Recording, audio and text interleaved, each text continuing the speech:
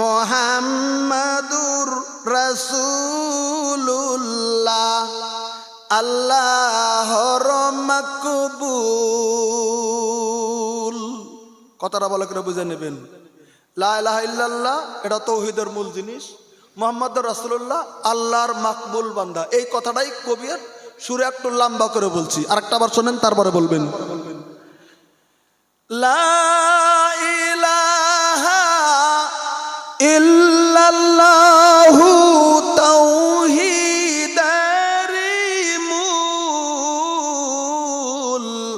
মুহাম্মাদুর রাসূলুল্লাহর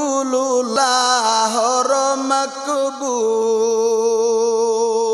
শুনছেন না শোনেন নাই?